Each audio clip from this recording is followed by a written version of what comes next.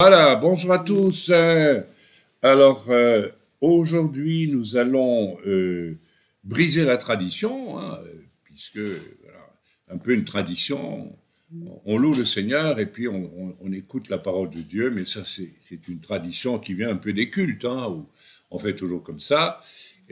Mais comme ce matin, et comme hier, et comme les autres jours, les impromptus du refuge sont purement et simplement de l'enseignement. Et on voit dans l'Écriture que quand, par exemple, Paul ou les autres enseignaient, il n'y a pas nécessairement de la louange obligatoire juste avant. Donc, pour économiser nos forces, à mon épouse et à moi, qui sommes très fatigués, nous allons donc aujourd'hui aller directement dans l'étude que le Seigneur m'a inspirée. Et je vous suggère enfin, je vous suggère rien du tout, pardon. Donc hier soir, en m'endormant, le Seigneur m'a dit épître de Jacques, et j'ai compris que c'était l'épître que nous allons étudier ensemble. Et puis j'ai lu donc le premier chapitre, et là Dieu m'a dit stop, stop, stop, pas plus loin, il y a déjà tellement de choses là-dedans, t'en as pour un mois à peu près.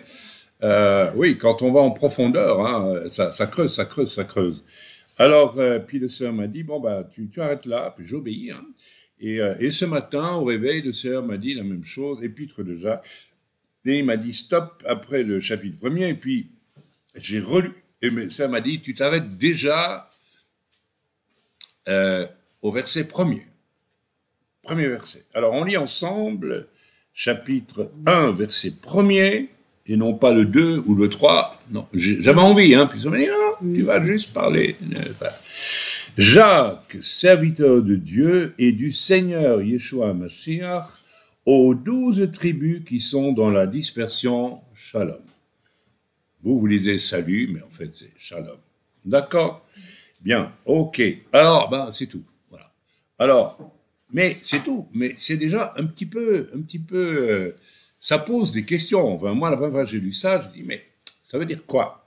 Hein, parce que Jacques, il devait être au courant quand même, à ce stade-là, à mon avis, il l'était, de la révélation du mystère de l'Église qui avait été donné à Paul, de la révélation du souhait que Dieu avait que les Juifs, les premiers, pas Juifs, mais Israélites, parce qu'il y avait des gens on ne savait pas de quelle tribu ils étaient, hein, Pierre, les autres. Certains savaient qu'ils étaient du Juda, et d'autres peut-être de Lévi, Matthieu, Lévi, mais les autres ne savaient plus trop de quelle tribu ils étaient peut-être.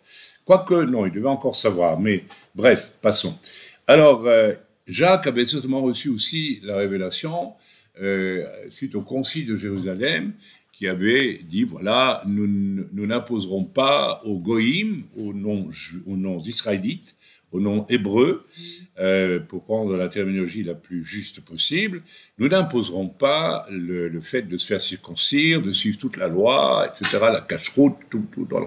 On demande simplement aux païens, aux goïms, aux païens, aux non-juifs, aux non-hébreux, de s'abstenir de l'impudicité. C'est intéressant, surtout dans le siècle où nous sommes, de voir à quel point le Seigneur attache de l'importance à la pudeur. À la pudeur, c'est très important. Même dans le mariage, j'ai pas dit la bigoterie, on peut être tout à fait normal et néanmoins ne pas sombrer dans des choses voilà, qui viennent de nos réflexes d'anciens païens, n'est-ce pas? Il faut savoir que la débauche était toujours associée au culte des dieux païens qui en fait étaient des démons. Donc je ne vais pas rentrer trop dans ce domaine-là, mais à l'époque, comme le culte des divinités païennes était extrêmement puissant, que ce soit dans l'Empire romain, que ce soit l'héritage grec, que ce soit l'influence égyptienne, que ce soit dans la partie à l'est d'Israël, l'héritage babylonien qui était encore là, etc., les Perses, enfin tout ça, et toutes ces nations, plus les nations païennes d'Europe, les Gaulois, les Germains, les Nordiques, l'Afrique du Nord, tous ces peuples adoraient toutes sortes de dieux. J'en ai parlé hier au culte, et rappelez-vous, c'était quelque chose d'assez d'assez fort, puisque ça représentait une stratégie, quand on creuse un peu, que le diable avait imaginé pour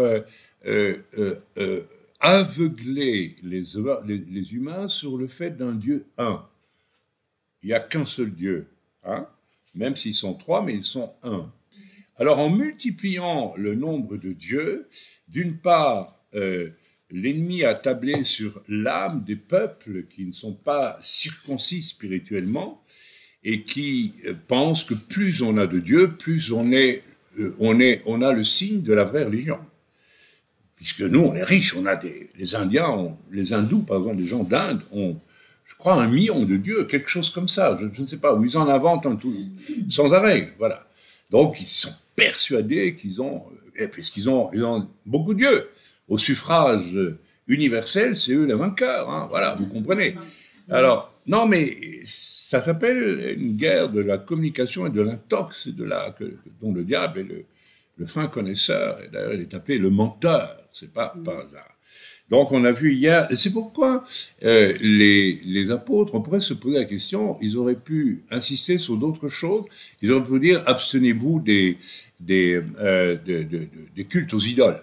Mais ça, automatiquement, normalement, quand quelqu'un était sauvé en Yeshua, il se rendait bien compte que le culte aux idoles, c'était une bêtise, quoi, c'est tout, c'était ridicule, et il l'abandonnait.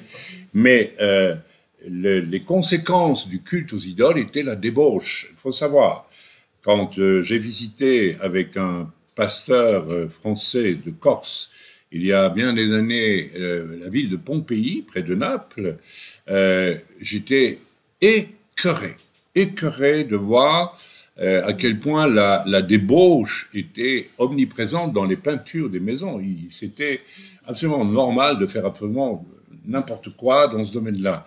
Et là, j'ai compris à quel point l'idolâtrie. Et puis, il y avait aussi, on voyait presque partout des petits hôtels où on comprenait qu'on offrait des offrandes à Vénus, à Mars, à Jupiter, à ceci, à cela, enfin bref, à une foultitude de dieux. Et là, le rapport entre l'idolâtrie et l'impureté sexuelle, il est flagrant, il est évident. Et avec tout ce que j'ai expérimenté dans le ministère, dans les entretiens que j'ai eus avec de nombreuses personnes, j'ai toujours vérifié que ce sont les deux piliers, n'est-ce pas, fondamentaux de la destruction. Le diable s'emparant par là de l'esprit des gens, qui est occupé à adorer des dieux, et s'emparant ce qui est le moyen de relation avec Dieu, et puis s'emparant finalement des parties génitales des humains, qui sont un lieu sacré aussi, c'est-à-dire un lieu saint. C'est pas du tout. Alors c'est presque difficile d'en parler aujourd'hui, tant c'est devenu un lieu de débauche, un outil de débauche. Mais en réalité, c'est un lieu d'intimité absolue entre un homme et une femme. C'est le lieu où démarre la vie aussi pour un être humain. Donc pour Dieu, c'est quelque chose de saint, de sacré. Donc il y a un lien vers Dieu par l'esprit et un lien terrestre par la sexualité qui est bien vécue. Et donc ce sont les deux choses dont le diable veut s'emparer, de votre esprit et de votre sexualité. Et puis il lie les deux. Je ne vais pas développer plus. Donc le concile de Jérusalem, et puis Jacques devait y être présent, bien sûr, avait décidé, abstenez-vous de l'impudicité, les païens, des animaux étouffés et du sang, n'est-ce pas? Je crois que c'est à peu près tout, il n'y avait rien d'autre. Le sang, on ne va pas développer pourquoi, parce que là aussi, il y a un seul sacrifice de sang que Dieu a agréé, c'est celui, quoique Jésus n'a pas été sacrifié pour son sang, mais il a été puni à notre place sur la croix. Et le sang de Jésus, nous dit l'Écriture, nous purifie de tout péché. Parce que c'est un sang qui était saint. Et lorsque nous péchons, la partie qui nourrit le corps entier, qui s'appelle le sang, est souillée aussi. Quand je pêche, tout mon corps est souillé. Et le sang est souillé. Moi, je ne sais pas vous, mais à ma conversion, j'ai eu ce sentiment, cette impression profonde que mon sang était renouvelé. Je crois que le sang de Christ nous renouvelle même notre sang.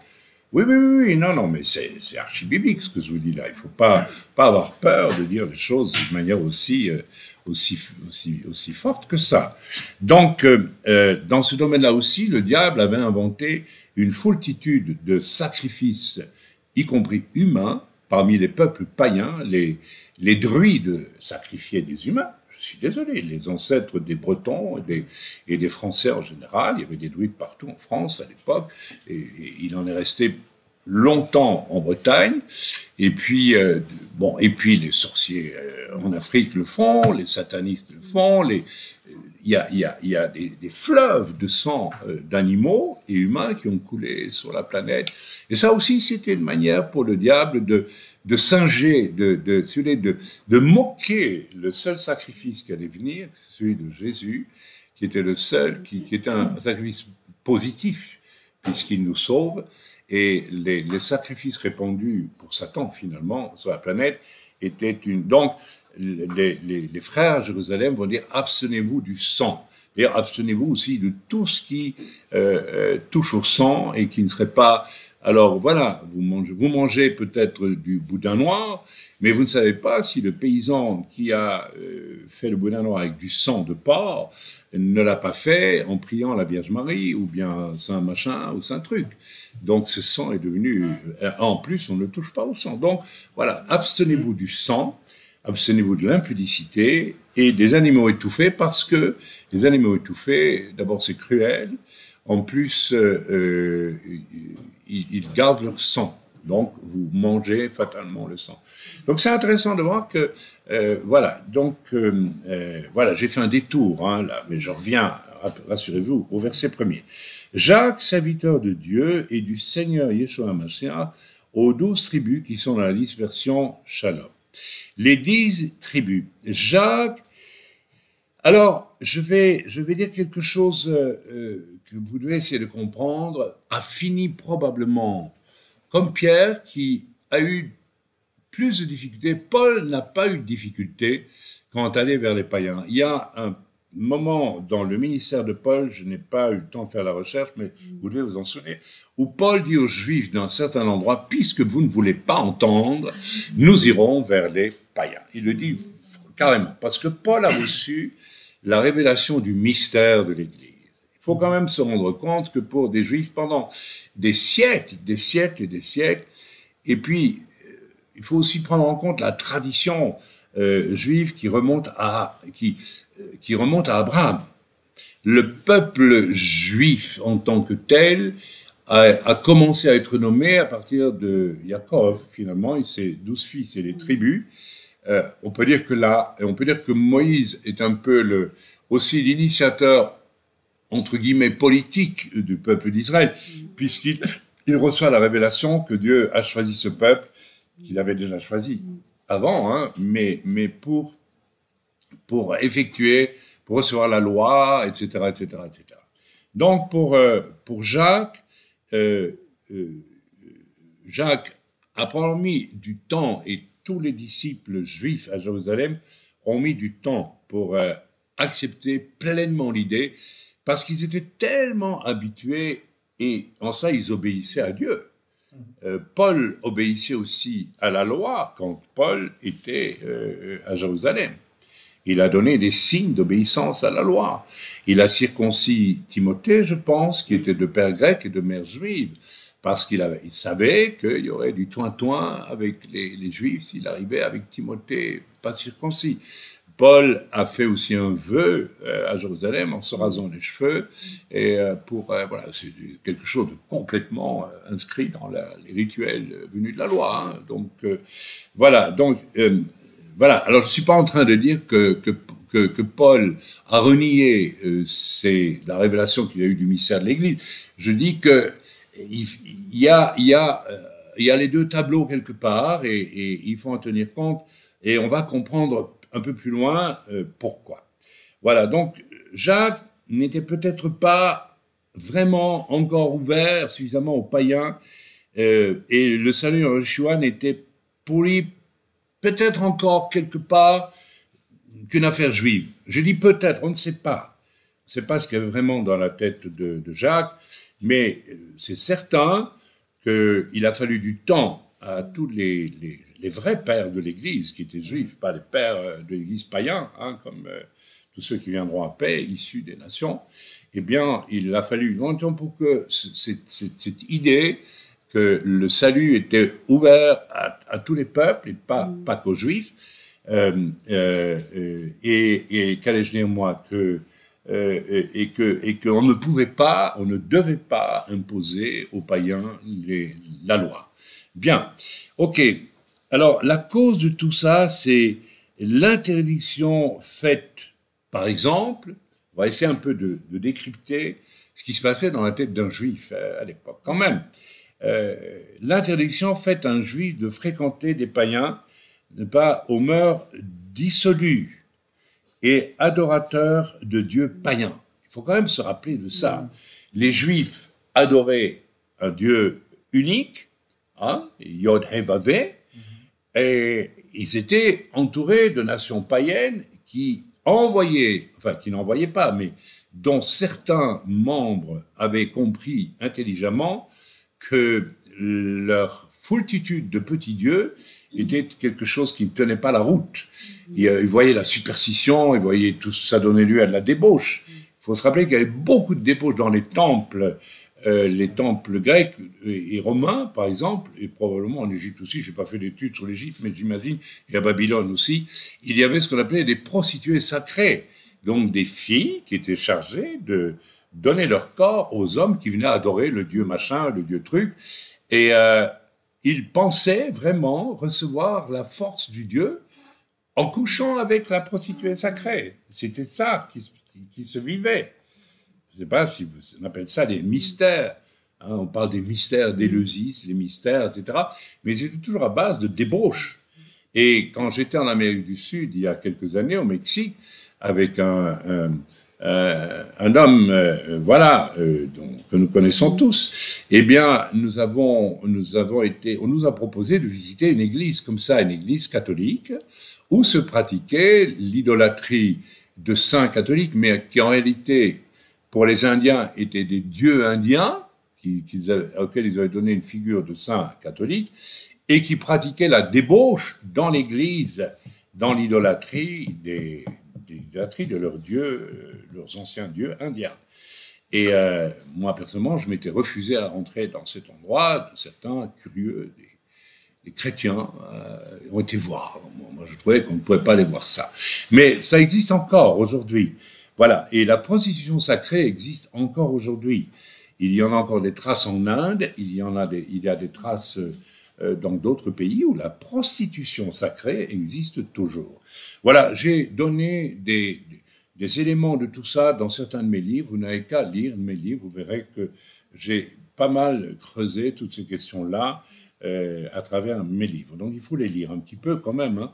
Donc voilà, on revient donc à notre cher ami Jacques. Donc il était hébreu, on va dire juif, hein, pour faire court. Et il était probablement d'ailleurs de la tribu de Juda, lui. Ouais, il devait être de la tribu de Juda. Alors, voilà. Donc, pour les Juifs, ils étaient en position défensive permanente et Dieu leur avait demandé d'être comme ça. Dieu leur avait dit de ne pas vous mêler au peuple païen parce que ils adorent toutes sortes de dieux, ils sont débauchés, etc., etc. Et je ne veux pas que vous deveniez comme ça. Vous êtes un peuple que j'ai choisi pour transporter la loi qui n'est pas mauvaise, je suis désolé, puisque Jésus a dit lui-même qu'il n'abolirait pas un youd de la loi, et que l'Église elle-même, on va le voir un peu plus loin, a repris certains aspects de la loi. La preuve, les 10 commandements. C'était 10 commandements que Dieu avait donnés à Moshe pour le peuple d'Israël. L'Église les a repris. Pourquoi? Parce que ces commandements sont bons, tout simplement. Donc, vous voyez que c'est assez... Il faut essayer de comprendre... pourquoi Dieu a choisi un peuple qui s'appelle Israël?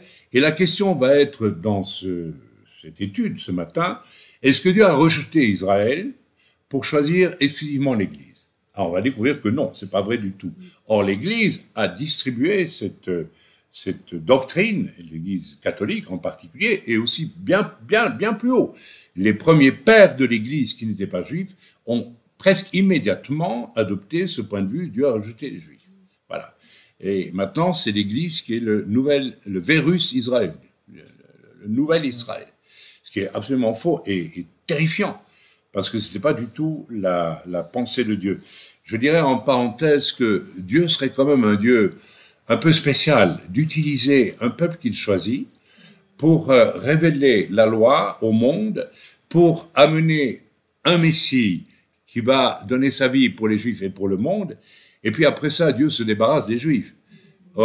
On sent déjà là qu'il y a quelque chose qui ne va pas. Si Dieu se servait de nous et puis qu'il n'a plus besoin de nous, il dit, allez, bref, là, terminé, je vous parle plus, j'ai plus besoin de vous, vous seriez les premiers à dire, mais qu'est-ce qui m'est arrivé? C'est pas possible, n'est-ce pas? Non, Dieu aime. Et quand Dieu choisit un peuple, il l'aime aussi, malgré ses défaillances, et il garde son alliance à toujours. D'ailleurs, l'Écriture le dit clairement, Dieu a une alliance éternelle avec Israël. D'ailleurs, il y a même un passage de l'Écriture qui dit, si je ne dis pas de bêtises, si mon alliance doit disparaître avec Israël, la lune et le soleil s'éteindront, ou je ne sais pas quoi, enfin bon, il y a quelque chose comme ça dans l'Écriture. Donc, voilà, mais ça, voilà. Alors, donc, on en revient à cette interdiction faite aux Juifs de fréquenter des païens aux mœurs dissolues. Donc, imaginez à quel point ça a été quand même pas facile. On le voit, hein, Paul était un homme spécial, un homme, il était à mon avis plus grand que Pierre, dans la mesure où il a été un pharisien extrêmement ardent. Pierre n'a pas été un pharisien ardent. Il n'a probablement même pas été instruit par un rabbin. Pierre était un pécheur. Mais Pierre, justement, était plus primaire, on va le dire, hein, plus primitif. Donc, il vivait son judaïsme d'une manière un petit peu comme ça, vous voyez, un peu comme les braves gens qui vont à l'église et puis qui obéissent à ce qu'on leur a dit, même si, voilà, ils ne sont pas capables de voir un peu plus haut et de comprendre ce que Dieu fait. Hein. Il y a toujours cet éternel conflit entre la bigoterie superstitieuse et, oui, superstitieuse. On peut obéir à la loi en tant que juif par superstition. Et beaucoup de juifs aujourd'hui obéissent à la loi par superstition et ne savent même pas pourquoi ils le font. Et c'est superstitieux. Fais pas ça autrement. Oh là là, le ciel te tombe sur la tête. Ah pardon, ça c'était Astérix, c'est les Gaulois. Oui, le ciel tombait sur la tête des Gaulois si ils n'obéissaient pas au dieu, je ne sais pas, Cérunos, comment il s'appelait encore. Enfin bref, et voilà. Donc Paul était d'un tout autre calibre et Paul était probablement le seul qui était capable de comprendre cette révélation du mystère, à savoir que Dieu dit aux Juifs, je vous ai utilisé pour une partie de ma révélation, maintenant il y a une autre étape qui se vit, le Messie, votre Messie juif, Yeshua Mashiach, est aussi pour les païens. Mais vous imaginez que ça n'a pas été facile pour les Juifs, instruits ou pas instruits, d'accepter ça. Non pas qu'ils n'aimaient pas les païens, mais il leur était interdit d'avoir des relations avec les païens. Donc ils étaient pas, c'était même pas qu'ils avaient du mépris peut-être pour les païens, peut-être qu'ils en avaient, c'était une erreur, c'était une faute, mais en tout cas ils s'en méfiaient. Et c'est les païens qui eux-mêmes, c'est du monde des païens que montaient beaucoup de païens qui montaient à Jérusalem pour adorer Dieu dans le parvis extérieur du temple pour les non-juifs et qui devenaient prosélytes, c'est-à-dire qui voulaient se convertir au judaïsme. Donc il y a eu pendant toute la période où il y avait un temple à Jérusalem, il y a eu des païens qui se sont convertis au judaïsme. Voilà, donc ils sont devenus juifs parce qu'ils ont préféré adorer le Dieu unique et il y avait quand même, jusqu'à une certaine époque, la présence de Dieu dans le temple. Elle a disparu à un certain moment, mais elle était présente, Dieu était présent dans le temple. Bien, donc, ok, donc il y avait une claire séparation entre le monde des Juifs et le monde des non-Juifs, et donc il a fallu un certain travail pour que, voilà. Voilà, voilà. Donc, je l'ai dit, je ne reviens pas dessus. Voilà, et tout ça, n'est-ce pas, Israël avait reçu de longtemps la révélation du Dieu unique et de devoir à tout prix être un peuple à part pour le Dieu un, le Dieu Echad, en opposition avec les païens qui avaient une foultitude de dieux. Donc voilà, ça c'est important. Ils ne pouvaient pas se mêler. Donc ils ont obéi aussi. Enfin, parfois, ils n'ont pas obéi du tout. Hein. Il y a eu des moments où Israël est allé volontiers vers les filles des païens. Vous voyez toujours le sexe, hein, c'est toujours par là que le diable essaie d'attraper les gens. Aujourd'hui, c'est la même chose. Hein. Ça commence par là. Donc, c'est pourquoi nous devons vraiment faire attention, nous devons veiller sur nos jeunes, parce que l'influence du monde est telle que, mais non, c'est normal d'aller coucher avec une fille, alors que non, c'est une catastrophe. Une fois qu'on fait ça, on rentre dans le monde païen et après on assombrit sa conscience et puis on rentre dans le monde païen en réalité. C'est pour ça que la pudeur avant le mariage est une valeur qui doit être continuellement enseignée encore aujourd'hui. Voilà, donc et cela jusqu'à ce que Dieu envoie son fils, Yeshua, accomplir le geste inouï d'amener à la croix, de donner sa vie à la croix pour tous. Notez que c'est intéressant parce que je réfléchis à ce que je vais dire là maintenant, mais à part le fait que un centenier romain, je crois que c'est un centenier, à la croix, dira « cet homme était vraiment le Fils de Dieu ». Or, c'est un païen. À part ce fait-là qui nous montre que si des païens peuvent se rendre compte qu'un juif qui meurt sur une croix est le Fils de Dieu, c'est bien la preuve que l'Esprit de Dieu peut toucher des païens pour qu'ils se convertissent aussi. Mais en réalité, si vous suivez les enseignements de Jésus, il a marqué lui aussi la séparation jusqu'à un certain point entre juifs et païens. Mais, par exemple, il y a une femme syrophénicienne qui vient demander la prière et Jésus lui dit les petits chiens ne viennent pas manger le pain des adultes, quelque chose comme ça, n'est-ce pas? Et avec une foi incroyable, elle lui dit, oui, mais les petits chiens mangent les miettes à la table. Et là, Jésus dit, ok. Donc, d'abord, je suis là pour bien confirmer aux Juifs que la loi qu'ils ont reçue est bonne pour l'humanité. C'est terriblement difficile à faire passer, parce qu'il dira lui-même, parce qu'il y avait déjà, probablement à l'époque, il y avait des gens qui voulaient peut-être minimiser la loi. Par exemple, je pense que les Sadducéens, qui étaient une des branches du judaïsme de l'époque, étaient beaucoup plus coulants avec la loi, tandis que les pharisiens étaient beaucoup plus rigoureux. Donc Jésus ne pouvait pas dire « je suis venu sauver tous les hommes », la loi un jour, vous savez, on amènera quelque chose de plus grand. Autrement, ce serait engouffré là-dedans, beaucoup de Juifs, vous voyez, qui n'étaient pas sauvés et qui auraient péché contre la loi alors qu'ils étaient soumis à la loi. Vous me suivez? Vous me suivez pas? Je sais qu'on travaille sur des choses délicates, mais c'est bien d'essayer de comprendre un peu tout ça. Donc, voilà. Donc, Jésus lui-même n'a pas du tout annoncé ouvertement qu'il y aurait, l'Église ouverte autant aux Juifs qu'aux païens. D'ailleurs, un des derniers messages de Jésus, avant de partir, de monter au ciel, a été « aller vers toutes les brebis perdues de la maison d'Israël ».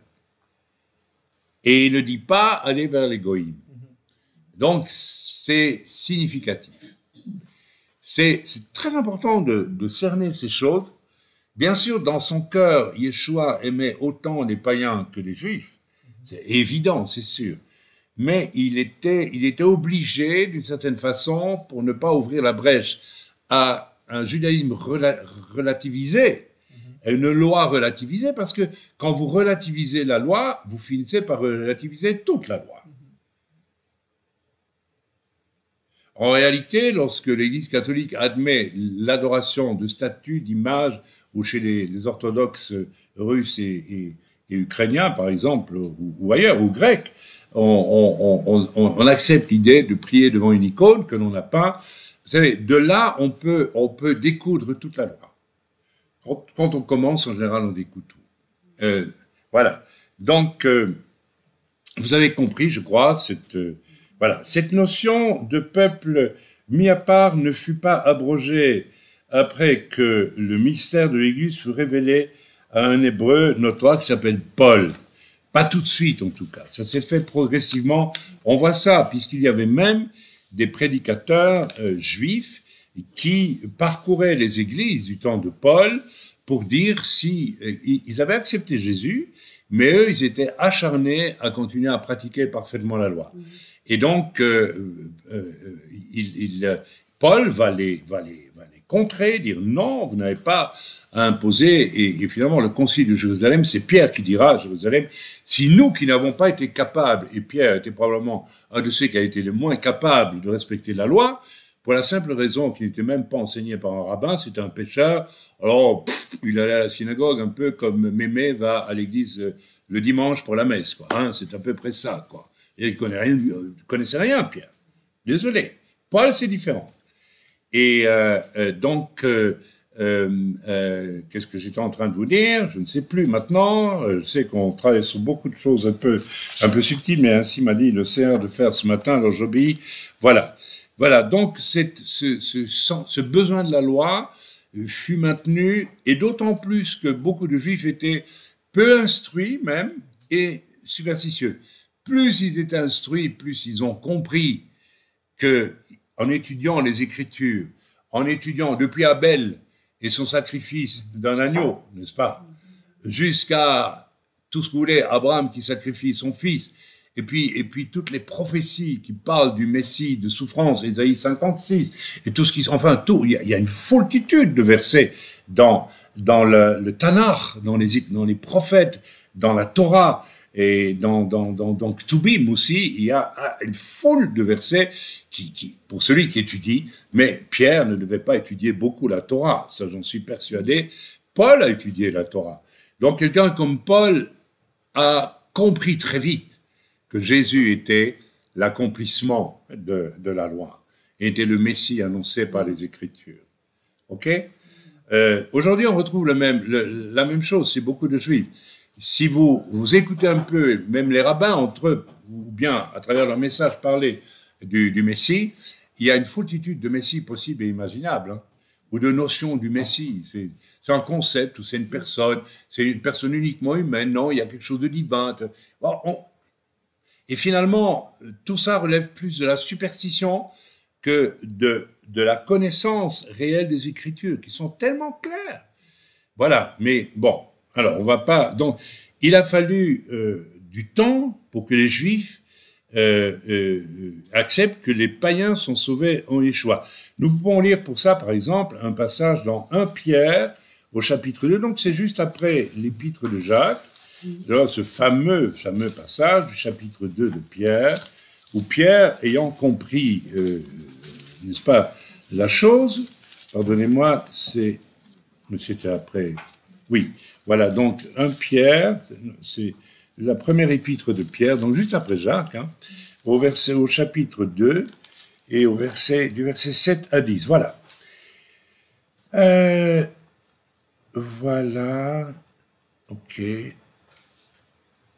Voilà, à partir du verset 7, « L'honneur est donc pour vous qui croyez, mais pour les incrédules, juifs et païens ici, les incrédules, ceux qui ne veulent pas croire. On verra que lorsque Paul va aller de synagogue en synagogue, il va rencontrer des juifs qui croient et d'autres qui ne veulent pas croire, et ceux qui ne veulent pas croire en général vont lui faire des problèmes, même le lapider, le faire fouetter et tout et tout. Donc il y a des incrédules de partout, d'accord ? Alors, c'est intéressant de voir pourquoi un juif qui a la loi, qui révèle le Dieu unique, ne peut pas recevoir l'envoyé du Dieu unique. Eh bien, moi, je vais aller creuser, je vais très loin, parce que je crois qu'en réalité, dans la vie de ce juif, l'idolâtrie païenne est présente aussi, mais camouflée. D'ailleurs, dans l'histoire d'Israël, on voit une tentation à laquelle Israël a souvent cédé, d'aller adorer les dieux avec les comportements qui allaient avec, bien sûr, les dieux des païens. Puisque dans la vallée de Hinnon, juste après le temple, la vallée de Hinnon, du Gehinnom, c'est un des noms de l'enfer, en réalité, qui est devenu, à un moment donné, la vallée où on mettait tous les déchets, hein, eh bien, les Juifs ont adoré le dieu Moloch, si j'ai bon souvenir, qui exigeait des sacrifices d'enfants achetés dans le feu. Les Juifs qui ont fait ça. On peut savoir à quel point la tentation d'être comme les païens, pour satisfaire aussi les mêmes instincts que les païens, malheureusement, le peuple d'Israël y a cédé aussi. Mais, encore une fois, de la même façon qu'on ne peut pas dire qu'Israël est un peuple déicide, puisque c'est l'humanité entière, c'est pour l'humanité entière que Christ a accepté de donner sa vie. On ne lui prend pas sa vie, il la donne. Jésus dira lui-même. D'accord ? Donc, mais ce n'est pas parce que certains Juifs sont allés jusqu'à sacrifier des enfants dans la gueule ouverte avec un feu énorme d'un dieu qui s'appelait Moloch ou Baal, je ne sais plus, enfin, qu'importe le nom, que Dieu les a rejetés. Dieu a dit, bon, ben voilà, vous faites ça, je ne peux pas du tout, mais je ne vous rejette pas comme peuple. Alors lisons ensemble, donc l'honneur est donc pour vous qui croyez, mais pour les incrédules, la pierre qu'ont rejetée ceux qui bâtissaient. Alors ça, c'est extraordinaire. Israël, quel est le peuple qui bâtissait? Ben, c'est Israël, bien sûr. Hein. J'ai pas besoin de vous expliquer, vous comprenez. Israël, pendant des siècles, a été le peuple qui a préparé, peut-être même sans s'en rendre compte, Dieu à travers lui. Et ils ont accepté de travailler pour Dieu et ils ont bâti quelque chose qui n'attendait que le Messie pour venir accomplir ce quelque chose. Yeshua a accompli la loi parfaite, d'accord? Donc, il bâtissait, est devenu la principale de langue. Ici, c'est Yeshua, bien sûr, et une pierre d'achoppement, c'est-à-dire sur laquelle tout le monde n'est pas d'accord, et un rocher de scandale en plus. Parce que c'est vrai que Judas, qui trahit Jésus, c'est un scandale. Le grand prêtre qui dit, d'une manière très étrange, il vaut mieux qu'un homme périsse pour le peuple que tout le peuple à cause d'un homme. Mais c'est incroyable ce qu'il dit. On ne sait pas s'il dit ça parce qu'il veut sauver sa religion, ou si, sans s'en rendre compte, il est prophète en disant que Jésus va. Waouh, c'est incroyable. Donc c'est un scandale avec qui malgré tout dit quelque chose d'extraordinaire. C'est stupéfiant quelque part. Mais c'est quand même un scandale. Ils s'y heurtent pour n'avoir pas cru à la parole, et c'est à cela qu'ils sont destinés. C'est à cela qu'ils sont destinés. Ils sont destinés à cela parce que bien que païens, ils savent qu'ils vivent mal, et ils sont donc destinés, et que Dieu sait, au fond, qu'ils ne voudront pas changer. Il y a des gens qui ne veulent pas changer. Ah, ça nous dérange toujours ça, parce que nous témoignons à nos proches, et nos parents, nos frères, nos sœurs, nos oncles, nos tantes, très souvent, on n'a pas tellement de résultats, et on s'étonne, mais voilà, ils sont destinés à trébucher sur la pierre vivante que Jésus, parce qu'en fait, ils n'en ont pas envie. Ils veulent vivre selon les valeurs du monde et de tout ce que ça implique. Je n'ai pas besoin de refaire le détail. Vous, au contraire, donc vous, ici, le vous est pour les Juifs qui ont accepté Yeshua et pour les païens. Vous, au contraire, vous êtes une race élue. Attendez, c'est quelque chose, une race élue. Hein? Un sacerdoce royal, une nation sainte, un peuple acquis, à travers Yeshua, bien sûr, juifs aussi. Donc ici, les Juifs sont juifs, mais ils sont un peuple acquis pour Yeshua. Ils viennent rentrer dans l'Église et on ne peut pas dire pour autant que Dieu a dit c'est fini avec Israël. C'est là que c'est pas facile à accepter, à comprendre. Parce qu'on pourrait dire, mais à partir du moment où ils deviennent membres de l'Église, alors il faut encore enlever dans la tête tout ce que veut dire Église. Hein. Les cathédrales, les machins, les trucs, les pères de l'Église et tout ce qui s'ensuit. Non, un concept spirituel, un ensemble d'hommes et de femmes sauvés en Yeshua qui sont l'Église. On pourrait croire, c'est fini, on n'a plus besoin d'être juifs. Or, on va découvrir que Dieu ne dit pas ça du tout. Et qu'au contraire, il attache beaucoup d'importance au fait qu'il reste juif. Ah oui, oui, oui, je sais que tout ça, on va voir ça dans l'écriture, hein, on va étudier tout ça de près. Donc, voilà. Et vous qui autrefois n'étiez pas un peuple et qui maintenant êtes le peuple de Dieu, vous qui n'aviez pas obtenu miséricorde et qui maintenant avez obtenu miséricorde. Alors, ok. Alors, ça, c'est très clair, hein, on n'a pas besoin. Ici, Pierre, qui se trouve plus que vraisemblablement à Rome, Pierre se trouvait à Rome quand il a écrit cette lettre, cette épître, qui peut-être même a été adressée aux Romains en réalité.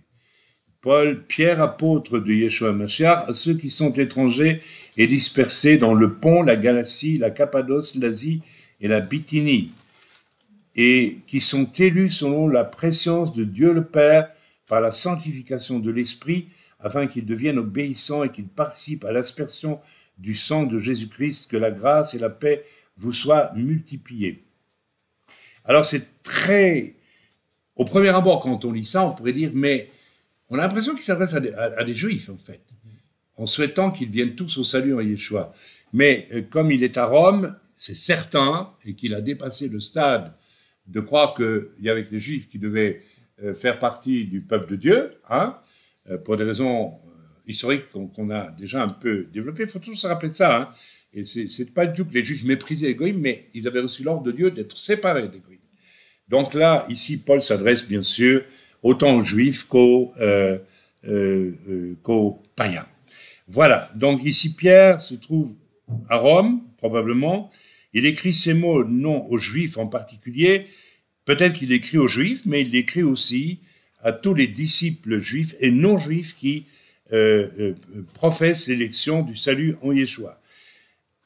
Et c'est là que, dans cette bascule des Juifs, les premiers apôtres qui étaient tous juifs, je ne dis pas de bêtises, oui, je pense, hein, oui, tous, ils étaient tous israélites, vont se tourner sur une direction divine, vont accepter d'abandonner la forteresse d'Israël coupée des nations pour être préservés pour Dieu, comme une espèce de matrice. On peut dire que le peuple d'Israël était comme une matrice, la matrice du Messie qui viendrait, et il fallait que cette matrice soit saine, ne serait-ce que pour produire une jeune vierge sainte, qui était probablement Marie, Myriam, dont le nom veut dire rébellion d'ailleurs. C'est intéressant. Hein. Et c'est toute une étude à faire. Pourquoi s'appelait-elle rébellion? Parce qu'elle typifie la femme de la chute en tant que femme, mais Dieu, qui est immensément sage, puissant, fort, va prendre une femme qui est à l'origine de la chute, avant l'homme quand même, désolé, c'est comme ça. Hein. Même si l'homme l'a accompagné froidement, il y a pas de souci. Il est même plus coupable que la femme en réalité, puisque Dieu avait créé l'homme en premier, il était responsable de la femme, et il l'a laissé faire, et c'est encore pire que ce qu'elle a fait elle. Mais Dieu va prendre une femme et il va la prendre dans le peuple d'Israël. Est-ce que vous croyez vraiment, mais franchement, je vous pose la question, si Dieu avait voulu prendre une jeune Gauloise, fille exemplaire, vraiment, il y en a, il n'aurait pas pu le faire? Si, il aurait pu le faire. Il aurait pu. Il y a pas. Mais donc Dieu a dit, je vais me mettre un peuple à part sur cette terre que j'ai dû déjà détruire une fois par l'eau, tellement les gens étaient débauchés. Je vais me prendre un peuple et je vais lui donner des règles et des lois, je vais l'obliger à les respecter. Et c'est pour ça que la cache-route était tellement importante. Parce que même dans la nourriture, les Juifs étaient obligés quotidiennement de se rendre compte, tu es mis à part, tu es mis à part, tu es mis à part, tu manges pas du cochon, tu manges pas ceci, tu manges pas cela. C'était une façon, c'est une discipline pour dire tu n'es pas avec les autres. Et Dieu va se créer une espèce de matrice. Et il va, à un moment donné, faire venir le Messie à travers une jeune vierge juive qui était probablement exemplaire en tant que juive. Donc voilà. Bon, mais donc tout ça c'est très bien.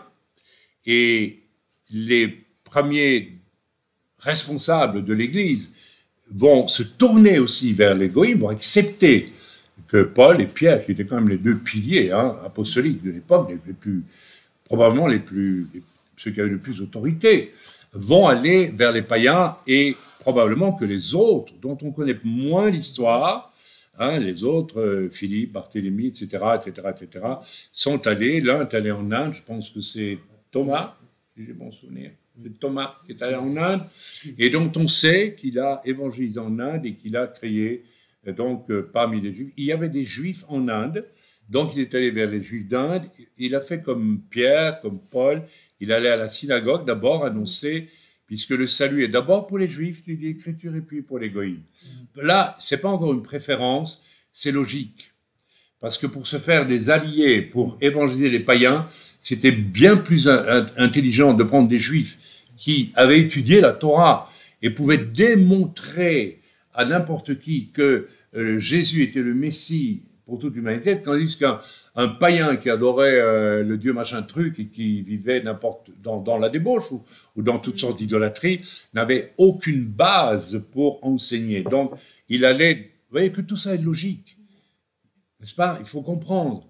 Et bien, notre ami Thomas a fondé une église en Inde dont les fruits, les descendants sont toujours là aujourd'hui, je pense. Le christianisme hindou d'Inde est né avec Thomas. Et pour les autres, ça a été la même chose un peu partout. Voilà. Alors, ce fut dans cette bascule vers les païens de la part des Juifs, il y a quelque chose de dramatique qui va apparaître. Et là, on est obligé de se poser beaucoup de questions. Parce qu'à un moment donné, les premiers, on va dire, évangélistes et envoyés juifs qui vont aller vers les tribus perdues de la maison d'Israël et puis vers les païens, du fait d'un calcul intelligent, on va sauver d'abord les juifs, qui eux, normalement, ont étudié la Torah, les prophètes et tout, donc on aura de bons outils pour évangéliser les païens. Mais donc, cette bascule vers les païens va curieusement être interprétée par je dirais la deuxième, troisième génération de chrétiens, va être interprétée par les pères de l'Église qui presque tous étaient, pas presque tous, presque tous, un pourcentage maximum était issu des nations, des païens. Donc c'est des gens qui étaient évangélisés à travers des juifs, mais sortis des nations. Et là, il y a une bascule qui va s'installer, qui est dramatique, puisque c'est progressivement là que l'idée de Dieu n'a plus besoin d'Israël. En plus, on va ajouter, ils ont tué Dieu. Voilà, ils ont tué Dieu. Alors que c'est pas vrai. Les Juifs n'ont pas tué Dieu, les Romains aussi. Les Romains ont crucifié. Et le Sanhédrin a donné Jésus pour la crucifixion, mais les Romains ont crucifié. Et puis Jésus dira lui-même, j'ai donné ma vie, on ne me la prend pas. Donc, personne n'a tué Dieu. D'ailleurs, si on tuait Dieu, on aura un problème, parce que qu'est-ce qu'on ferait après? Donc, tout ça, c'est des concepts très... Mais ça a marché. On entend encore aujourd'hui en Pologne, quand on parle avec des catholiques, ah oui, mais les Juifs sont maudits parce qu'ils ont tué Dieu.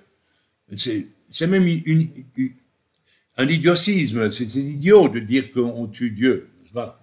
Mais voilà. Donc, ce fut l'erreur de bien des pères de l'Église elle-même. Si le mystère de l'Église révélé à Paul et à Pierre, avec notamment la fameuse vision des animaux impurs à Jopé, rappelez-vous, quand Paul va voir, et que Dieu va lui dire, il y a des reptiles, il y a des grenouilles, il y a des moules, des trucs, tout ce que vous voulez, du cochon, des machins, et Dieu il dit, tue et mange, Pierre, ce qui veut dire, il y a un message derrière, va aussi, brise cette barrière entre juifs et goïms, le temps est venu de répandre le salut à tous les hommes, n'est-ce pas? Voilà. Voilà. Si la révélation de ce mystère de l'Église révélé à Paul et puis à Pierre et aux autres est immense, car celui qui en est la clé de voûte, bien sûr, c'est Jésus, c'est Yeshua. Et si Yeshua a accompli la loi parfaite, a accompli parfaitement la loi dont il a dit pourtant que pas un Youd ne passerait, est-ce pour autant que le peuple choisi avec ses 12 tribus devait être oublié, disparaître? Non. Et ce besoin de faire disparaître les Juifs, ben, il a culminé au XXe siècle avec la Shoah. On s'est dit, ben, on s'en débarrasse. On n'en a plus besoin, ils nous dérangent, ils sont... Voilà, alors, voilà. Non. Alors, c'est important de comprendre. Alors, on tourne toujours autour du premier verset. Hein. Ça vous parle ou pas? Parce que je sais bien que c'est des notions très, très délicates, un peu historiques et tout, mais ça fait partie des choses qu'on doit connaître. Non, ne serait-ce que le peuple choisi comme peuple témoin de la sainteté de Dieu aux yeux des nations ne pouvait pas disparaître, où la grâce nécessaire pour l'entrée des païens aurait été, pardonnez-moi, aurait été nécessairement plus grande que la loi qui a... attendez, parce que c'est compliqué tout ça. Il faut que je reprenne. Non, ce peuple ne pouvait pas disparaître parce qu'on n'était plus. Alors c'est le grand mensonge stupide que l'on entend jusque dans le christianisme aujourd'hui. Nous ne sommes plus sous la loi, nous sommes sous la grâce. D'ailleurs, ce qui veut dire dans l'esprit de beaucoup de gens, on peut faire tout ce qu'on veut. C'est-à-dire, on peut redevenir comme des païens, en fait. On peut mêler notre salut en Jésus, on est sauvé, youp, tralala, on est content, mais on fait quand même tout ce qu'on veut, puisqu'on n'est plus sous la loi. Vous voyez, c'est une manière très hypocrite de mêler la tentation d'un paganisme qui revient à notre christianisme en disant, de toute façon, on est sauvé. C'est ça, hein, le discours. Donc, alors que si on avait enseigné au fil des siècles, depuis les pères de l'Église, c'est au tout début de l'Église, ça, que Dieu n'a pas rejeté son peuple et que les 10 commandements ont été repris par l'Église elle-même. L'Église a repris les fameux 10 commandements que Dieu a donnés à Moshe, n'est-ce pas, sur le Sinaï. Les 10 commandements, le fondement même de la loi. L'Église l'a repris, parce que l'Église pouvait-elle décider que ce n'est plus juste de dire tu ne tueras plus. Non. Et pour tous les 10 commandements de la loi, tout y est juste, y compris le culte qui devrait se vivre le jour du Shabbat et non pas ce dimanche. Nous n'allons pas rentrer dans les détails du dimanche par rapport au Shabbat, ni du Shabbat par rapport au dimanche, c'est pas le lieu, on n'a pas le temps. Mais donc voilà, Dieu n'a pas rejeté son peuple, qui a été un peuple témoin de la sainteté de Dieu aux yeux des nations pendant longtemps, à tel point que des gens des nations venaient se convertir à Jérusalem, et ce peuple ne pouvait disparaître où la grâce nécessaire pour l'entrée des païens, qui était nécessairement plus grande que la loi,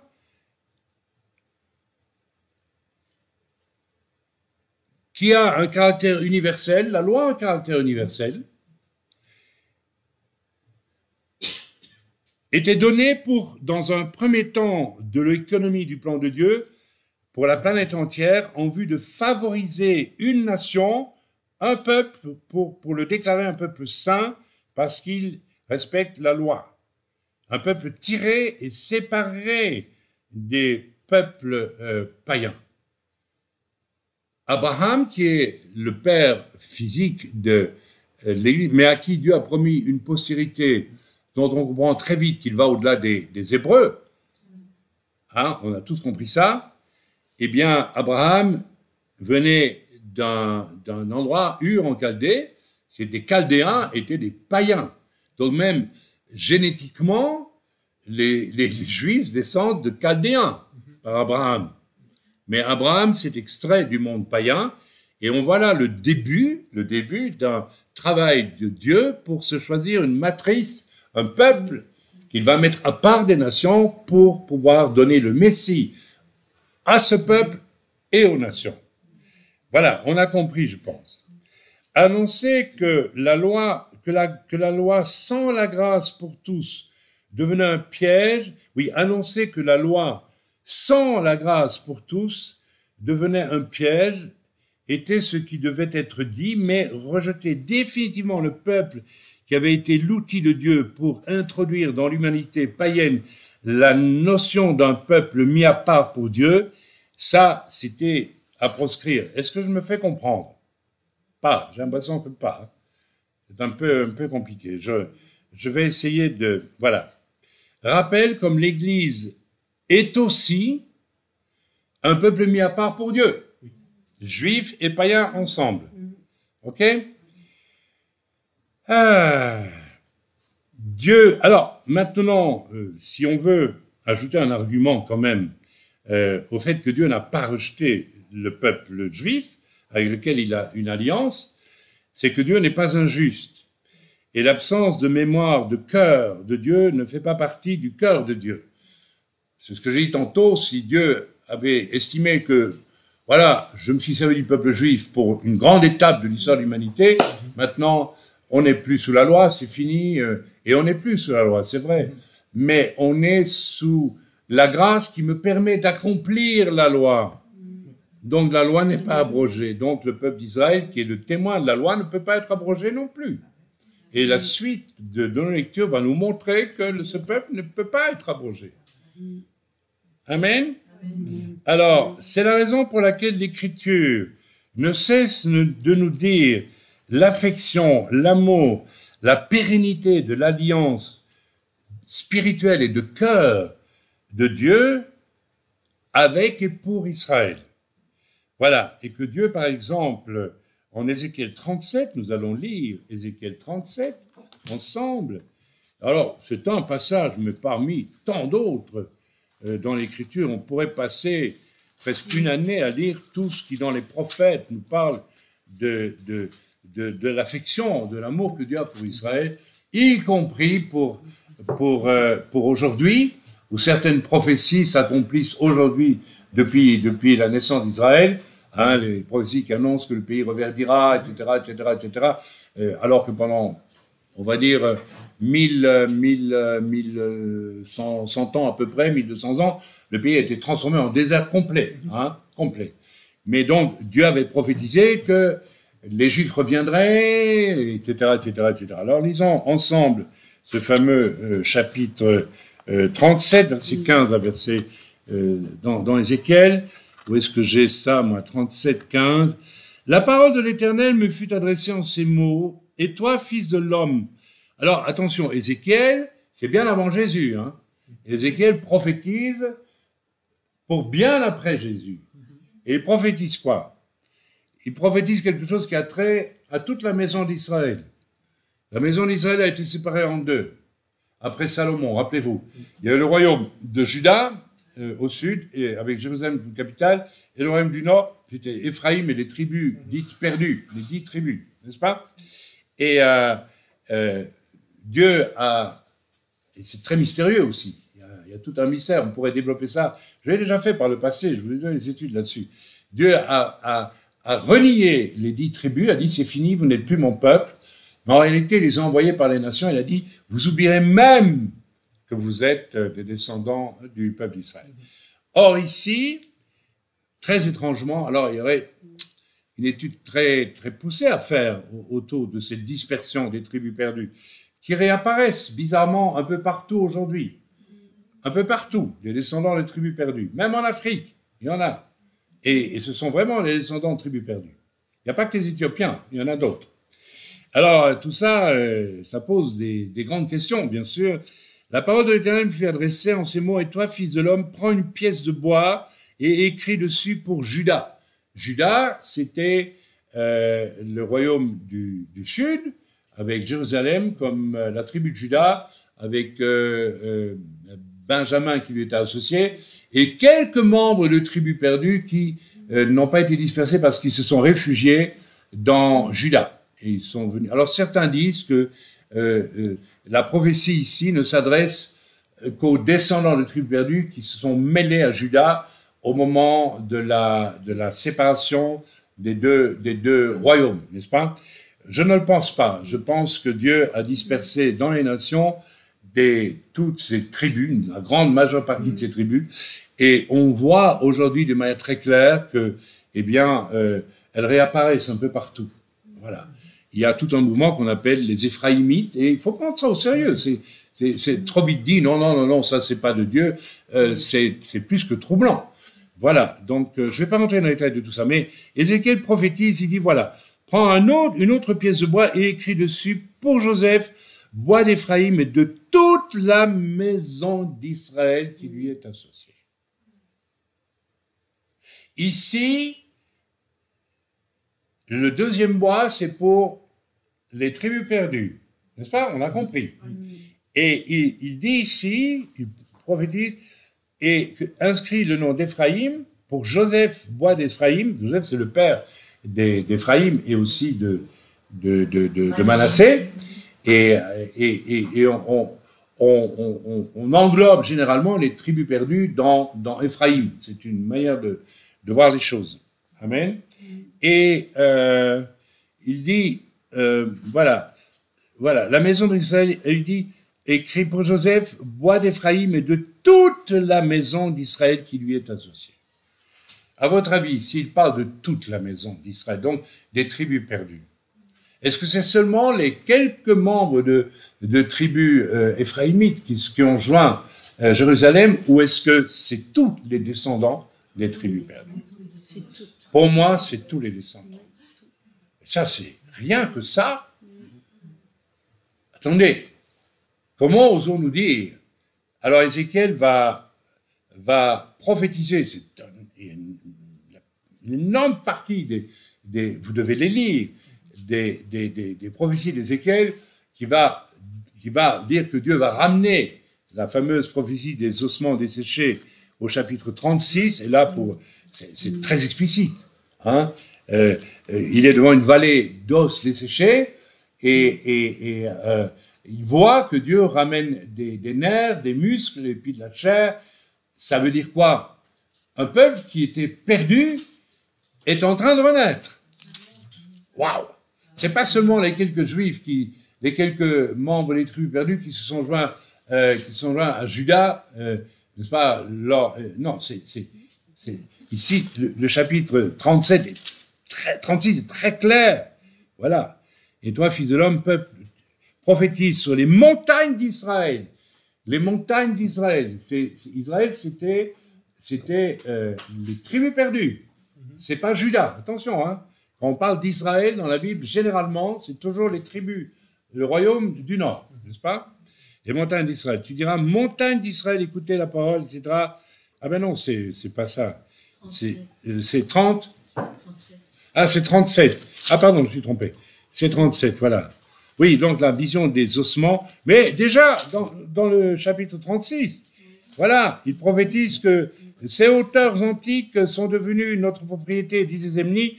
Et toi, prophétise et dis, ainsi parle le Seigneur l'Éternel, oui, parce qu'on a voulu de toutes parts vous dévaster, vous engloutir, pour que vous soyez la propriété des autres nations, parce que vous avez été l'objet des discours et des propos des peuples. On peut dire ici qu'il s'adresse aux Éphraïmites. Ok? Montagne d'Israël, écoutez la parole du Seigneur l'Éternel, ainsi parle le Seigneur l'Éternel, aux montagnes, aux collines, aux ruisseaux, aux vallées, aux ruines désertes et aux villes abandonnées, qui ont servi de proie et de risée aux autres nations d'alentour, ainsi parle le Seigneur, etc. En gros, je vais rétablir mon peuple sur sa terre. C'est ça que ça veut dire. Et voilà, donc nous lisons maintenant donc les deux bois réunis, et Ézéchiel continue à prophétiser et rapproche l'une et l'autre, donc les deux bois, pour en former une seule pièce, en sorte qu'elle soit unie dans ta main. Et lorsque les enfants de ton peuple te diront, ne nous expliqueras-tu pas ce que cela signifie, réponds-leur, ainsi parle le Seigneur l'Éternel, voici je prendrai le bois de Joseph qui est dans la main d'Éphraïm et les tribus d'Israël qui lui sont associées, je les joindrai au bois de Juda et j'en formerai un seul bois, en sorte qu'il ne soit qu'un dans ma main. Les bois sur lesquels tu écriras seront dans ta main sous leurs yeux. Et tu leur diras, ainsi parle le Seigneur l'Éternel, voici je prendrai les enfants d'Israël du milieu des nations où ils sont allés, je les rassemblerai de toutes parts et je les ramènerai dans leur pays. Alors, je sais tout ça, on peut faire des longues discussions là-dessus et même y voir les membres des tribus perdues qui ont joint Jérusalem et qui sont devenus juifs, si vous voulez, d'une certaine façon, et se sont dispersés ensuite parmi les nations. Mais on peut aussi envisager qu'il s'agit... Mais de toute façon, la chose essentielle est que Dieu n'a pas abandonné son peuple et qu'il va le ramener. Alors, si nous lisons ça, et puis que nous lisons tout ce qui va suivre, où Ézéchiel prophétise que les tribus, les 12 tribus vont être reconstituées, hein, je ne vais pas lire parce que là, on en a pour très longtemps, mais allez lire vous-même dans les chapitres qui suivent d'Ézéchiel, il y a toute une série de chapitres là-dessus, et les tribus, et Dieu va redistribuer des bandes de terre depuis la Méditerranée jusqu'au golfe Persique, c'est ça, et donc une bonne partie même de l'Arabie actuelle, le nord de l'Arabie, vont faire partie d'une tribu, et vous avez des bandes qui sont dessinées avec, n'est-ce pas, à l'horizontale, vous avez 11 bandes, oui, 11, et pour la tribu de Lévi, je dis pas de bêtises. Oui, c'est le schéma qui est là. Et puis vous avez, en plein milieu de ça, vous avez la possession des Lévites qui est annoncée, et c'est une bande qui va dans l'autre sens. Donc vous avez une série de bandes horizontales comme ça, et puis vous avez au plein milieu une autre bande comme ça. Et ça fait quel signe? Ça fait la croix, comme par hasard. Donc la croix est l'élément déclencheur du salut des Juifs et des Goïms, c'est l'Église, et c'est le déclencheur aussi à long terme de la restauration d'Israël. C'est fort ça quand même. Voilà, ça va, voilà. Alors vous lisez donc dans Ézéchiel, dans la suite, voilà, Ézéchiel, je vous ai dit Ézéchiel 37, donc je ne vais pas vous lire la suite, voilà, où Dieu promet, donc les tribus vont être reconstituées, et puis Dieu va parler du temple, la reconstruction du temple, et tout ce qu'on va y faire, etc., etc., etc., etc., etc., et alors ça nous montre, rien qu'Ézéchiel nous montre que Dieu n'a pas abandonné Israël. Israël reste un peuple, c'est-à-dire le peuple qui va être reconstruit, je dirais, sur sa terre, et dont nous avons les prémices aujourd'hui difficiles, douloureux, hein, les prémices douloureuses, mais à partir duquel ce peuple sera de nouveau une matrice pour le règne, cette fois non plus pour la naissance, mais pour le règne du Messie qui est Yeshua, et qui sera une forteresse de sainteté, et les nations devront alors se soumettre à la discipline de Jésus qui sera sur terre, et il y a fort à parier, c'est tout à fait logique, que Dieu va utiliser des Juifs en priorité pour aller enseigner les nations, parce qu'ils ont une connaissance des Écritures que même les pasteurs aujourd'hui n'ont pas, tout simplement. Il faut quand même ouvrir les yeux. Hein. Alors, d'accord, ils égarent peut-être le peuple concernant la messianité de Jésus, mais en réalité, ils ont aussi une connaissance des Écritures que nous n'avons pas, ne serait-ce que parce que l'Ancien Testament a été rédigé en hébreu, le tout a été rédigé en hébreu, ou à peu près, je pense, etc. Donc, Dieu promet la restauration du peuple d'Israël sur la terre et la résurrection de cette terre elle-même, qui est devenue un désert durant des siècles, redeviendra une terre verdoyante. C'est ce que nous voyons déjà et que nous verrons d'une façon encore plus grande au retour du Seigneur, qui initiera le fameux passage d'Ézéchiel 47. Nous allons le lire, 47, et il dit là: « Il me ramena vers la porte de la maison, et voici de l'eau sortait sous le seuil de la maison à l'Orient, car la face de la maison était à l'Orient. » L'eau, alors, donc, vers la porte de la maison. Donc, la maison, il parle je pense de la maison du prince ici, donc qui est attenante, et qui sera la maison de David, en fait, qui est le prince d'Israël. Jésus est le roi d'Israël, David est le prince d'Israël. L'Écriture nous le montre très clairement.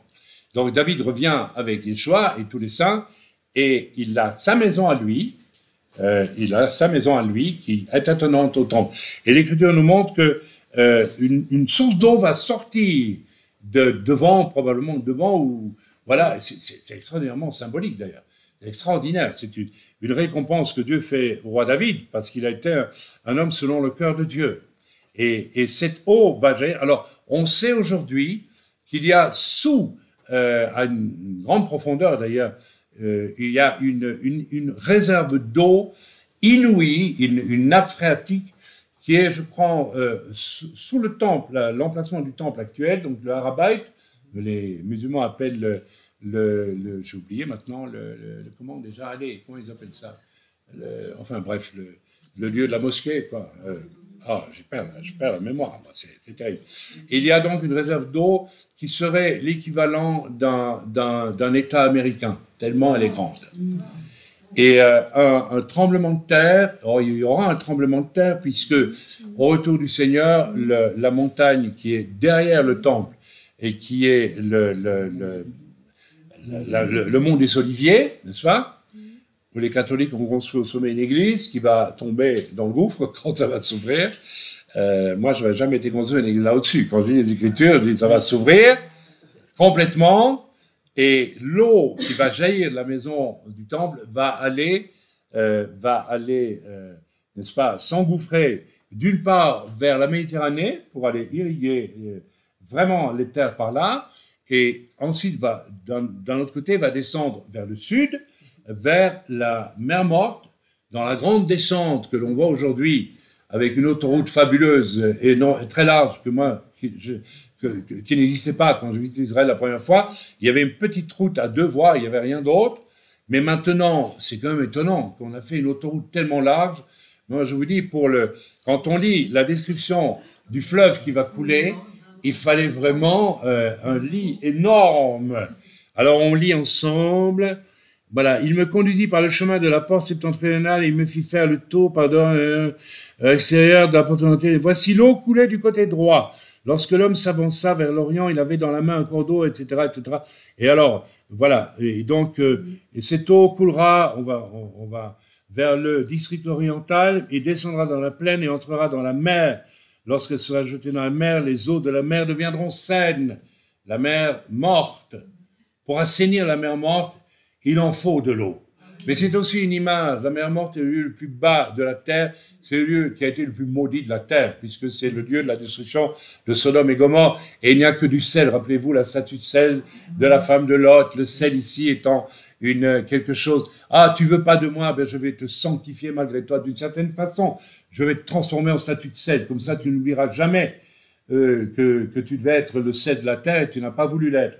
C'est ça l'image de la femme de Lot transformée en statue de sel. Autrement, quel sens ça aurait d'être transformé en statue de sel? Étant entendu que les phénomènes physiques ne nous intéressent pas, ce qui nous intéresse, c'est toujours ce que Dieu veut dire à travers un phénomène d'ordre physique. Bien, donc cette vallée qui est la plus basse de la terre et qui est le lieu, au fond, le plus maudit de la terre, d'une certaine façon, va être assainie par cette eau qui va descendre et qui va et sur les bords duquel, voilà. Alors on continue. Cette eau coulera vers le district oriental, verset 8. Descendra dans la plaine et entrera dans la mer. Lorsqu'elle se sera jetée dans la mer, les eaux de la mer deviendront saines. Moi, je parie que c'est une eau spéciale. Non seulement par sa quantité va assainir, mais peut-être qu'elle a une capacité que, je ne suis pas chimiste, je ne sais pas, mais pourquoi pas, on peut le penser, que Dieu lui a donné une pureté ou, je ne sais pas, quelque chose. Peut-être notre frère qui a étudié la biologie, c'est toi qui étudies la biologie, toi, peut-être tu as une idée, toi. Tu devras peut-être nous donner une idée. Tout être vivant qui se meut vivra partout, le torrent coulera. Et il y aura une grande quantité de poissons, car là où cette eau arrivera, les eaux deviendront saines et tout vivra partout, parviendra le torrent. Des pêcheurs se tiendront sur ses bords depuis En-Gedi jusqu'à En-Eglaim.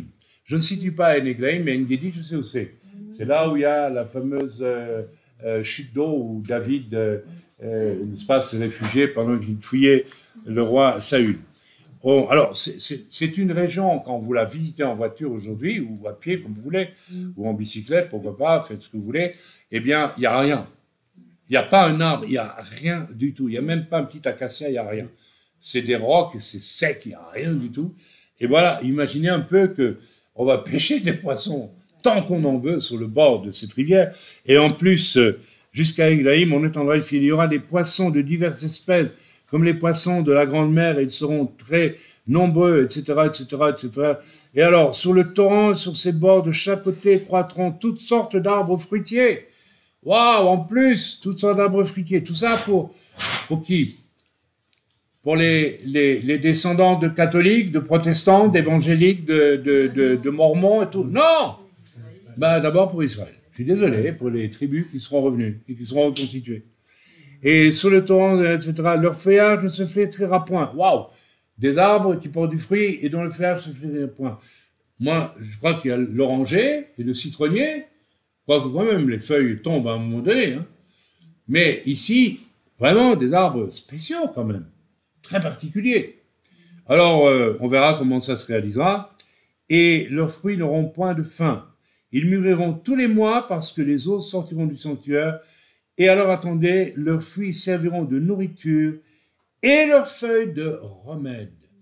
Et alors là, ça nous précipite. Je l'ai déjà fait l'étude, donc vous en souvenez, dans le dernier chapitre de l'Apocalypse, à la fin du dernier chapitre, quand il y a une source d'eau qui jaillit, n'est-ce pas, avec le trône de Dieu et des arbres pour la guérison des nations qui poussent là aussi. Ok, donc c'est déjà l'annonce prophétique de ce qui viendra tout à la fin, tout à la fin. Alors on ne va pas là je fais une parenthèse, hein, donc vous n'avez qu'à les lire, on peut le lire, tiens après tout, pourquoi pas, puisque nous avons le temps, il est quelle heure? Ben ça va, il n'est pas encore midi, loin de là, donc on a encore un peu de temps, et on va voir dans Apocalypse. Alors mon Apocalypse, j'ai plein de trucs moi, mais j'ai pas l'Apocalypse. Ah voilà, l'Apocalypse, et nous lisons, c'est quand même extraordinaire. Et alors là, ce passage d'Apocalypse, c'est tout à la fin, après que Dieu aura détruit la terre par le feu cette fois, et les cieux auront été roulés, et que Dieu aura amené l'humanité entière devant le grand trône blanc, et que Dieu aura créé des nouveaux cieux, de nouvelles terres, et que la Jérusalem céleste descendra sur la terre. Donc c'est bientôt. Et qu'est-ce qu'on trouve là? On trouve quelque chose de très étrange, dont j'ai beaucoup parlé dans Bénédiction des Pères. Et il me montra un fleuve d'eau de la vie, limpide comme du cristal, qui sortait du trône de Dieu et de l'agneau. Au milieu de la place de la ville, sur les deux bords du fleuve, il y avait un arbre de vie. Un arbre de vie, produisant 12 fois des fruits, rendant son fruit chaque mois et dont les feuilles servaient à la guérison des nations. Alors on voit là qu'il y a ce que Dieu va faire dans le naturel, il va le faire dans le spirituel, et un spirituel augmenté encore, et pour la guérison des nations, de la même façon que les feuilles des arbres, voilà, et les fruits, n'est-ce pas, les arbres, d'après ce qu'il dit ici dans Ézéchiel 47, c'est assez, voilà, c'est des arbres choisis hein, par Dieu qui vont pousser et qui auront une capacité extraordinaire. Et ils mûriront tous les mois, tous les mois. Vous connaissez beaucoup d'arbres fruitiers qui font des fruits tous les mois. On est déjà dans un registre assez incroyable. Et Dieu fait ça pour qui? Pour les Mormons, pour les cathos, pour les protestants, pour les je sais pas moi, tout ce que vous voulez, les témoins de Jéhovah, les évangéliques. Non, c'est pour les juifs. Et les goïms qui pourront habiter en Israël et qui pourront y être aussi. Donc Dieu va ramener tout Israël sur sa terre, il va faire des choses extraordinaires. Alors, il va reconstruire le temple, etc., etc., etc. Il va distribuer la terre aux tribus d'Israël, etc. Donc, nous avons là la preuve que le fameux message de Dieu a oublié Israël et l'Église remplace Israël est complètement, même idiot, je veux dire, n'ont pu inventer cela que des gens qui, soit n'avaient pas lu du tout l'écriture abondante à ce sujet-là, ou ont voulu le cacher au peuple. Et là, c'est plus vicieux, ça veut dire que là, nous avons la naissance, et je crois que c'est ça, plus qu'autre chose, et c'est pour ça que Rome, longtemps, a interdit au peuple la lecture de la Bible. Il l'a interdit. C'est depuis les années, il n'y a pas très longtemps que Rome décide, maintenant on peut lire la Bible. Mais la Bible était interdite de lecture. Du temps de mon père et de mes grands-parents, la Bible était interdite de lecture. Il y a, quand les troupes de Napoléon ont pris Rome, elles ont ramené de la bibliothèque du Vatican des lettres, et il y avait j'ai mis ça dans mon livre Echad, vous n'avez qu'à aller voir, un document, un rapport de discussion entre les évêques et un nouveau pape, où ils ont dit au nouveau pape, surtout, ne donnez jamais à lire l'écriture entière au peuple parce qu'ils comprendront que nous les avons abusés. Et c'est écrit. Nous avons abusé le peuple. Pourquoi abuse-t-on le peuple? Parce que on se fiche complètement, finalement même de la Bible elle-même, et au fond de Dieu, mais on a construit un pouvoir humain. Et c'est pourquoi, jusqu'au siècle dernier, encore il était commun pour les grands revivalistes de dire Rome est l'antéchrist. Ce n'est plus du tout, ce n'est pas du tout l'église du Dieu vivant, c'est une église de pouvoir qui a nié les Écritures à bien des égards. Et là, on est obligé de l'admettre. Concernant Israël, on est obligé de l'admettre, n'est-ce pas, la négation de la pérennité d'Israël dans le cœur de Dieu est une tentative de créer un pouvoir religieux qui n'a plus rien à voir avec la parole de Dieu elle-même, ne serait-ce que pour ce domaine-là. Voilà.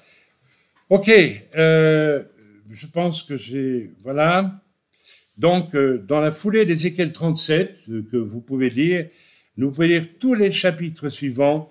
Il y a une foule de choses que Dieu va faire pour restaurer Israël, rien que dans Ézéchiel. Mais vous pouvez aussi, dans les autres prophètes, vous trouverez nombre d'annonces prophétiques qui parlent de la restauration d'Israël finalement. Donc, non, Dieu n'a pas rejeté Israël, et Israël reconstitué au retour du Seigneur jouera un rôle de plus en plus évident durant le millénium qui vient. Ainsi, notre ami Jacques, dans son épître au verset 1er, dont nous n'avons fait qu'étudier le premier verset, n'est-ce pas, prend cette annonce de Jacques qui dit « Serviteur de Dieu et du Seigneur Jésus-Christ, aux 12 tribus qui sont dans la dispersion, shalom », ça prend tout son sens, après l'étude que je viens de vous faire. Vous comprenez? C'est pas juste. Lui, il savait, Jacques. Il avait étudié les Écritures. C'était pas n'importe qui.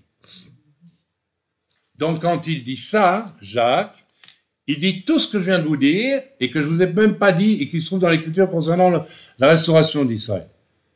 Vous comprenez? Vous comprenez pas? Et on comprend mieux maintenant l'escroquerie qui a consisté à dire Dieu a rejeté les Juifs. C'est tellement absurde. Alors que les premiers apôtres étaient tous juifs. Que les premiers disciples de Yeshua, à Jérusalem même, étaient juifs. 5000 se sont convertis le jour où Pierre a prêché.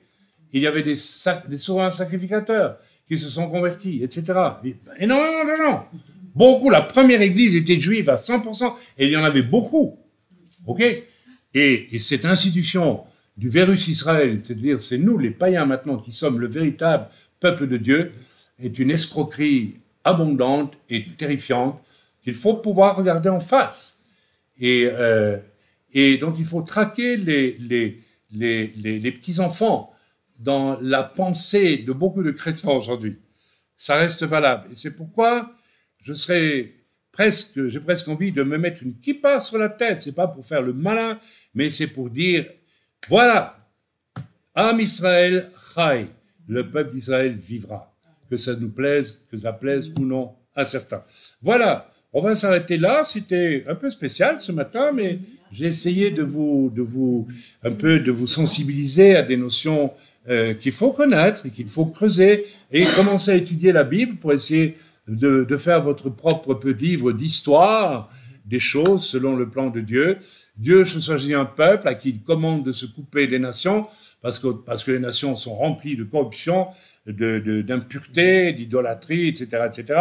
Et puis, il va choisir ce peuple pour, au sein de ce peuple, amener celui qui va, donnant sa vie, donner la possibilité du salut aux Juifs, comme le salut réel, complet aux Juifs, comme aux non-Juifs, ce qui n'amoindrit pas du tout le fait que quand les Juifs obéissaient à Dieu et sacrifiaient des animaux sur le mont du Temple, ça ne veut pas dire pour ça que ça ne plaisait pas à Dieu.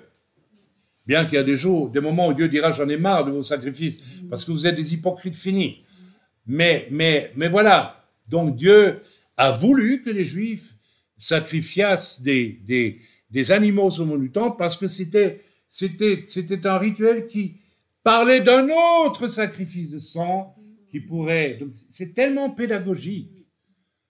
Est-ce que Dieu pourra abandonner un peuple dont il s'est servi pour nous annoncer pédagogiquement le salut qui allait venir? Non, jamais, jamais Dieu n'agirait ainsi. Parce qu'alors il pourrait faire la même chose avec nous. On sert le Seigneur et puis à un moment donné, il dit « Oh, j'ai plus besoin de toi, t'es trop vieux, je te remplace par un autre. » Non. Quand Dieu reprend un chrétien, quel qu'il soit, juif ou pas, ou issu des nations, il le laisse aller jusqu'au bout de tout ce que Dieu lui a donné à faire, et puis il l'appelle à lui, et alors un autre prend sa place peut-être, mais Dieu vous accueille dans le ciel à ce moment-là. C'est pas pour au contraire authentifier votre élection.